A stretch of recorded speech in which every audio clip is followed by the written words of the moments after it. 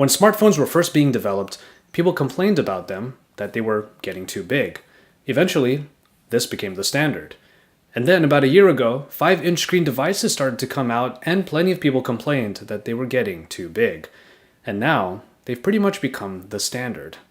Well, it looks like smartphones are getting bigger and bigger, and Sony has come out with what is arguably the biggest one. Is this going to be the standard? Hey, it's Joshua Vergara from Android Authority. What's going on, everybody? And this is the Sony Xperia Z Ultra.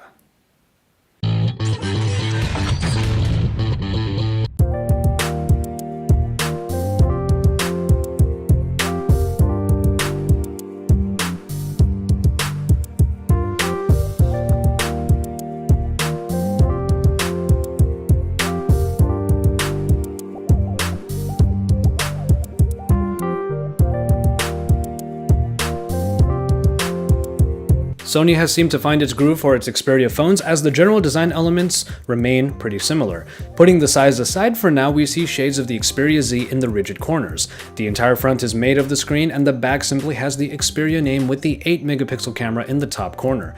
The button layout is classic Xperia, with the big silver power button atop the volume rockers that are all positioned right where your right thumb would land. And of course, because of the IP certification we've come to expect from Sony phones, most every port is covered in a piece of rubberized plastic. I did see a problem with the SIM and microSD slot cover, because no matter how much I tried to get it to feel secure, it just didn't until I tried much harder. For the most part, you just have to make sure it's completely flat. And then you take a step back and realize this is one of the most attractive phones ever. The black slate design is in full force here, even with this white edition. At 6.5mm thick and 212 grams light, the Ultra is like a featherweight of a phone that feels simplistic, despite not quite being so in smartphone standards. Sony has always had a knack for making sleek and somewhat futuristic looking devices, and this is a great example. Remember what the house of the future was supposed to have? A big remote that controls everything. This basically looks like that, kind of like a proof of concept, but instead of controlling your blinds, it's a phone. In the hand, it's a tablet. There's really no other way around it. This is simultaneously the biggest phone and the smallest tablet. As such, working with one hand is pretty much never ideal, though you could certainly try. Turning the phone on its side and working in landscape mode gives you a much more natural feeling, since the bezels at the top and bottom are large enough for thumbs. Ease of use in landscape mode makes the Xperia Z Ultra feel good and make it quite like a personal assistant in that regard. As a phone, this is far from an easy thing to bring around. While thin enough to fit in most pockets, it is so tall that it will stick right out. Then there's the fear that any awkward tilts or bends will snap it in two. It's not that fragile by any means, but you can't help but feel that way with such a tall and thin device. Attractive, huge, practical one day, fun another, and then just plain odd to handle yet another day, there is really only one way to describe this monster. It's altogether the toy we dreamed of as kids, but then think of as overkill when we're adults. At 6.4 inches, this is certainly one of the largest phone displays you're currently going to see.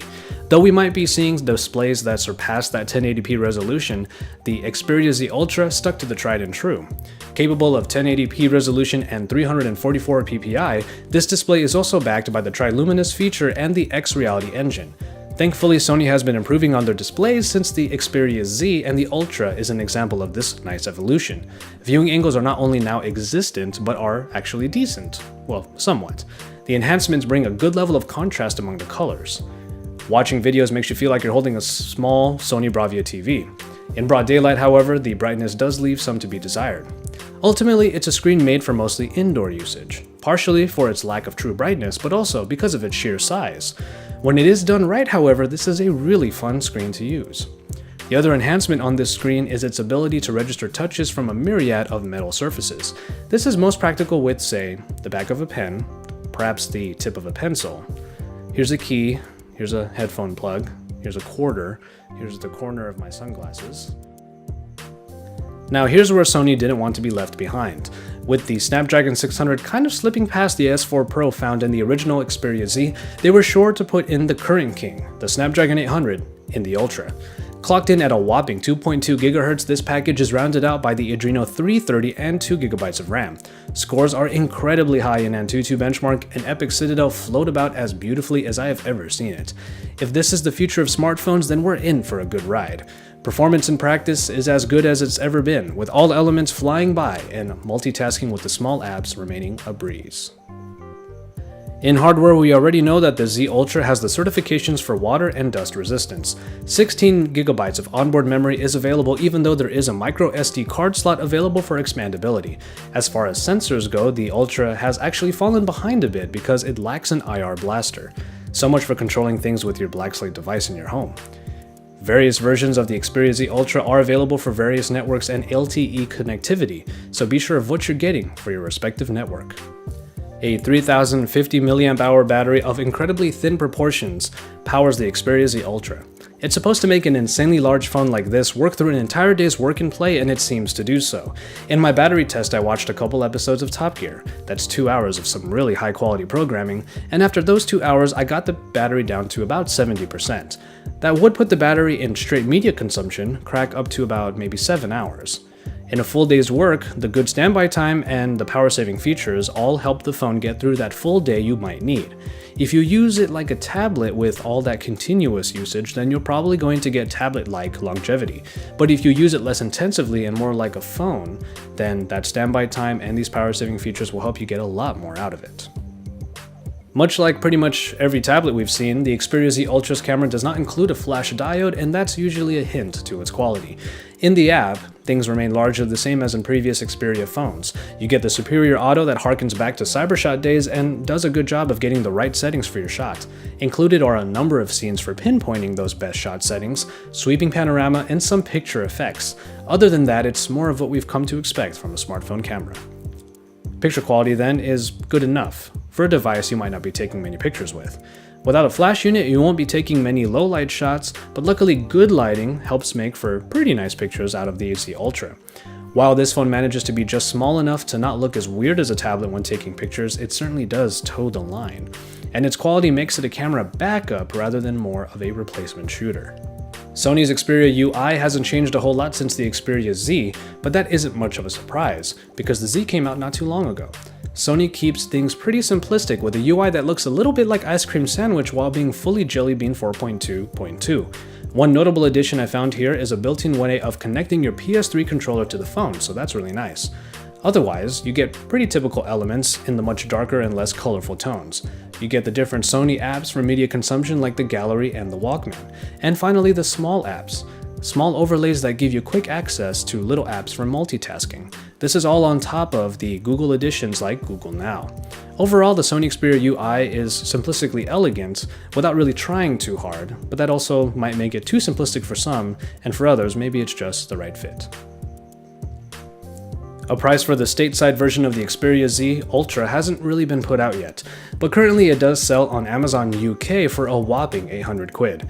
In reality though, the American price should actually be around 800 US.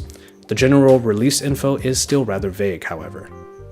Obviously for us tech people out there, the Sony Xperia Z Ultra is pretty much just the next step. It's not necessarily surprising given what we know about the smartphone market, so with that in mind, it occurred to me to check with my friends to see what their reactions would be. So here are a couple of my friends' reactions. Am I allowed to look? Yeah. Hey, no, I really want to see. This is way too huge. The size of my face. Mother. This is not a phone. That is a phone. Way too. Oh, wow. Oh, something magical just happened. If I had to get a tablet, then I would get this, but not as a phone. So this is first and foremost a phone, it's not a tablet. Yes, it's a phone. I can't put this in my purse. To be fair, I would probably be less likely to lose this. I mean, it's hard to misplace something this big. But I like how thin it is. That's good. Yeah, design-wise, what do you think? It's very heavy. It looks. I like the rims. Or maybe I'd read more books and newspapers on here. I tried reading a book on my iPhone the other day, and that was kind of terrible. The design of it is nice. If it was smaller, then I would get it. If it was smaller. I like the design. It's very sleek. Got the dog. What do you think? Shiny. Shiny. Shiny. And so, there you have it. If you've noticed me going back and forth in this review, that's really just the nature of this device. At one point it's brilliantly fun, and the size is great for putting the world at your fingertips. In other instances, it's just not a very practical device, unless it's used primarily in your office or home.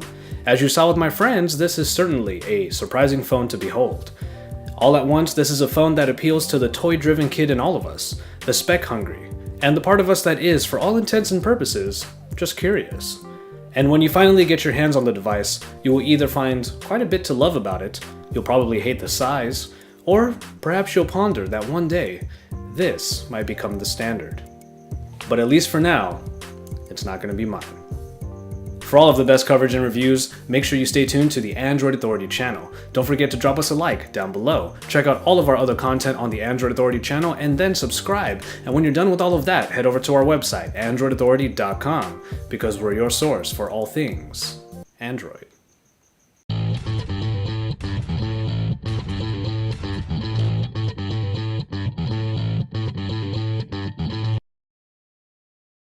Looks a little bit like an Apple computer. Really?